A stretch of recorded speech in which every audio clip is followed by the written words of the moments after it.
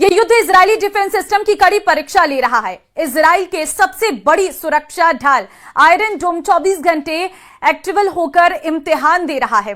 Iron डोम से निकलने वाली एक मिसाइलें जो ईरान की मिसाइलों को रोकती हैं, उनकी लागत लाखों में है। हर घंटे करोड़ों रुपए ईरानी मिसाइलों को रोकने में लग रहे हैं, लेकिन ईरानी मिसाइलों की वार थम नहीं रही है। लेकिन इस जंग के बीच अब इजराइल के अंदर भी कई सवाल खड़े हो रहे हैं। क्या नेतन्याहू ने ईरान को सीधे चुनौती देकर एक ऐसा मोर्चा खोल दिया है जिसे संभालना अब मुश्किल होता जा रहा है? क्योंकि पहले इजराइल का सामना हमास या हिजबुल्लाह जैसे प्रॉक्सी से होता था, लेकिन अब पहली बार ईरान सीधे मिसाइल और ड्रोन से हमला कर रहा है। और यही वजह है कि इस जंग की कीमत इजराइल के शहरों और अर्थव्यवस्था दोनों को चुकानी पड़ रही है। Trump and Netanyahu's obvious attempts to push regime change are unacceptable, and it's ultimately the Iranian people and people across the Middle East, normal people, who are going to suffer the most in this war. तेल अवीव और West Bank में रात भर फिर एक बार air red siren गूंज उठे।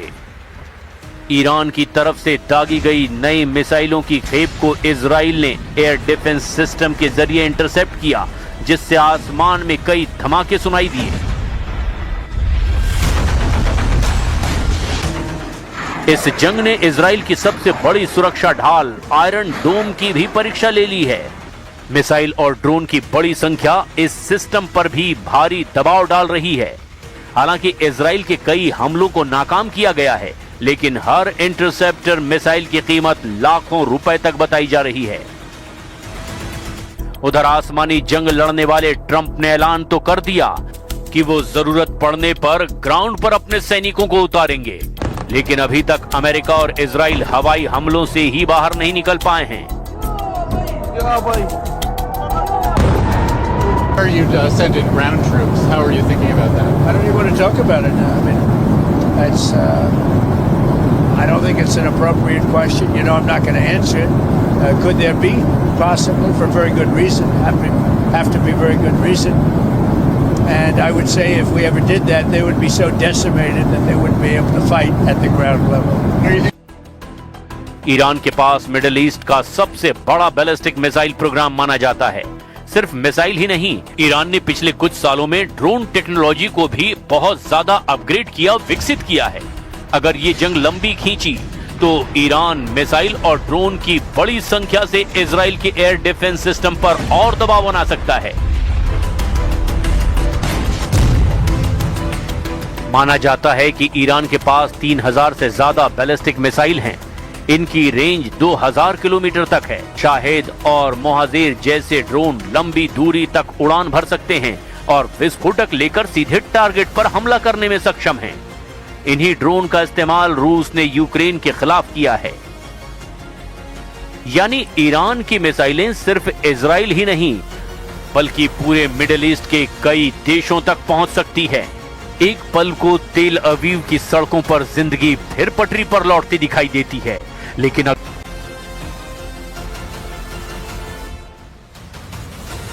इस टकराव का असर सिर्फ मिडिल ईस्ट तक सीमित नहीं है। एक्सपर्ट्स का मानना है कि अगर ये टकराव लंबा खिंच जाता है तो तेल की कीमतें, समुद्री व्यापार और वैश्विक सुरक्षा समीकरणों पर भी इसका सीधा असर पड़ सकता है। यही वजह है कि कई देश अब इस टकराव को रोकने की अपील कर रहे हैं।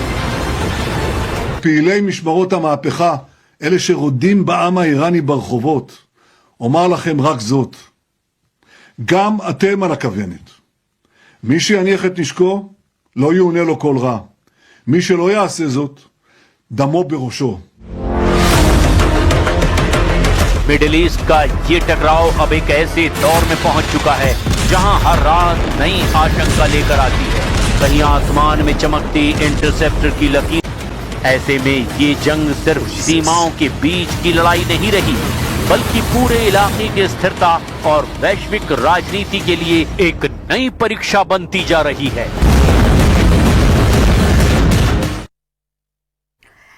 ईरान में नए सुप्रीम लीडर को चुन लिया गया है, लेकिन इसके बाद ट्रंप ने फिर बड़ा बयान दिया है। उन्होंने कहा कि मुज्तबा खामेनेई का सुप्रीम लीडर बनना स्वीकार नहीं, वे पुरानी कट्टर नीतियों को ही आगे बढ़ाएंगे। ईरान को ऐसा नेता चाहिए जो शांति लाए, अगर गलत नेतृत्व आया तो फिर युद्ध होगा।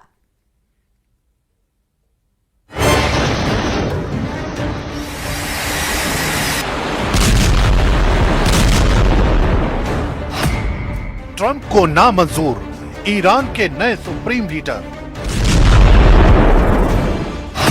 ट्रंप को अखर गई मुस्तफा की ताजपोशी की खबर।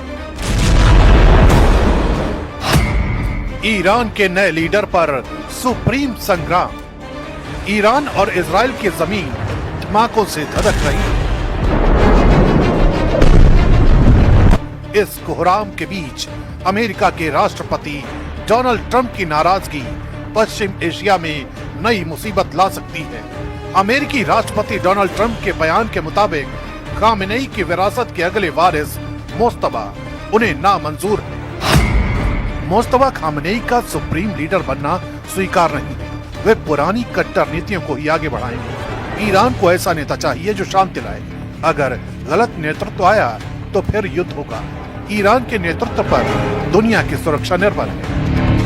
यानी ट्रंप चाहते हैं कि ईरान पर शासन करने वाला उनकी पसंद का हो। दरअसल ईरान की राजनीति में सुप्रीम लीडर का पद सबसे शक्तिशाली माना जाता है। इस पद पर लंबे समय तक अली खामेनेई रहे। 28 फरवरी को एयर स्ट्राइक में उनकी हत्या के बाद उनके उत्तराधिकार को लेकर चर्चा तेज हुई। नाम आया उनके बेटे मुस्तफा खामेनेई का। इसी बीच अमेरिका के राष्ट्रपति डोनाल्ड ट्रंप ने कहा, ईरान के अगले सुप्रीम लीडर के चयन में अमेरिका की राय होनी चाहिए। ट्रंप का कहना है कि अगर ईरान में ऐसा नेता चुना जाता है जो पुरानी नीतियों को जारी रखेगा तो क्षेत्र में तनाव बना रहेगा। लेकिन एक्सपर्ट मानते हैं कि सुप्रीम लीडर का पद इतना शक्तिशाली है कि उसका फैसला पूरी तरह ईरान की आंतरिक व्यवस्था के तहत होता है। यही वजह है कि ट्रंप का बयान तेहरान में सीधी दखलंदाजी के तौर पर देखा जा रहा है। अब समझते हैं ईरान में सुप्रीम लीडर को चुने जाने की पूरी कहानी को। ईरान में सुप्रीम लीडर सबसे ऊपर होते हैं, उनके हाथ में अंतिम अधिकार होता है। सुप्रीम लीडर ही न्यायपालिका के प्रमुख यानी हेड ऑफ जुडिशरी की नियुक्ति करते हैं। यही न्यायपालिका प्रमुख आगे गार्डियन काउंसिल के कई सदस्यों की नियुक्ति में भूमिका निभाता है। गार्डियन काउंसिल चुनावी उम्मीदवारों की जांच करती है और संसद के अलावा राष्ट्रपति चुनाव की वैधता तय करती है। इसके साथ ही असेंबली ऑफ एक्सपर्ट नाम की संस्था होती है, जिसके 88 सदस्य चुने जाते हैं और वही सुप्रीम लीडर का चुनाव करते हैं। यानी राष्ट्रपति और संसद चुनी हुई संस्थाएं हैं, लेकिन सत्ता का अंतिम नियंत्रण सुप्रीम लीडर के पास ही रहता है। ईरान में सुप्रीम लीडर की ताकत यही खत्म नहीं होती। संविधान के मुताबिक यही पद देश की सेना और रणनीतिक संस्थाओं का सर्वोच्च कमांडर होता है। यानी IRGC समेत सैन्य बल सीधे सुप्रीम लीडर के अधीन रहते हैं। रक्षा नीति, परमाणु कार्यक्रम और विदेश नीति की अंतिम दिशा भी वही तय करता है। सुप्रीम लीडर ही युद्ध या शांति से जुड़े फैसलों को मंजूरी देता है और जरूरत पड़ने पर जनमत संग्रह कराने का अधिकार रखता है। इतना ही नहीं, अगर राष्ट्रपति देश के हितों के खिलाफ काम करता हुआ माना जाए तो उसे पद से हटाने की प्रक्रिया भी सुप्रीम लीडर की मंजूरी से ही आगे बढ़ती है। यानी तेहरान की असली सत्ता का केंद्र यही पद माना जाता है। इसलिए जब डोनाल्ड ट्रंप ईरान के नए सुप्रीम लीडर पर सवाल उठाते हैं तो ये मामला सिर्फ बयानबाजी का नहीं रहता, ये सीधे ईरान की सत्ता, संप्रभुता और पश्चिम एशिया की आने वाली राजनीति से जुड़ा बड़ा टकराव बन जाता है।